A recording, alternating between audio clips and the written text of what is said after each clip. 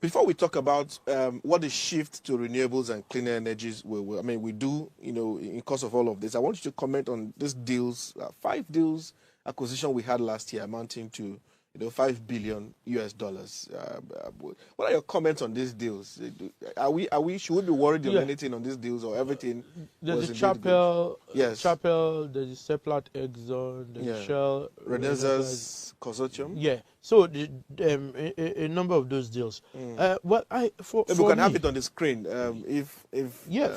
For me, I initially had concerns. Why are the IOCs leaving? But if you think it through, also it's strategic for them. Some of them is portfolio rationalization. They think that some of these assets are plateauing, and once you plateau, the only thing you can do is go down, right? The surprising one for me was SPDC. I mean, after nearly 60 years. Yes, but you must appreciate the challenges. Yeah, SPDC, we have it on screen now. These are the deals. You must appreciate the challenge SPDC has had with its onshore assets. Yeah. Right.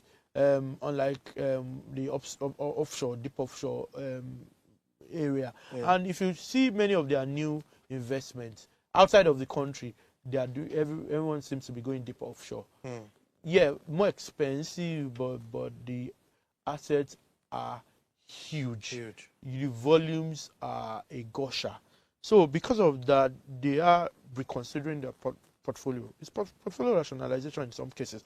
In some cases, I know that because of issues such as ESG, shareholders are beginning to push these guys to consider more renewable investments. Why would a Shell buy a Daystar Power?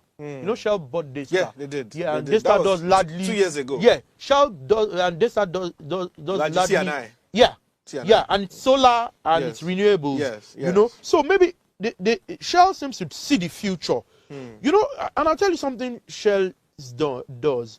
Shell does almost I think they still do it. A worst case scenario. They do scenario planning every year. That things go, oil becomes zero. What's going to happen? The oil becomes renewables. Yeah, worst case scenarios. They do all of those. So I'm sure they've done the analysis and they've seen 100 years from now, and they've moved ahead of the curve.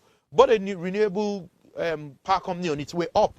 And the company is doing well. I can't say much more because I do quite a bit of work for this stuff. Prior to the acquisition and even now. So I think they see the future. And they feel that we should be well positioned. Now, if you make money from a sector you think may be on its way down, you want to diversify and use that money and be a first mover in the next thing. So if it's before we move from the Stone Age to whatever else it is, I'm sure guys who made money from stone, some of them are the Shells and the co we see now, because that money they then divested into so something else. there's a future mindset. Around renewables and all of that. So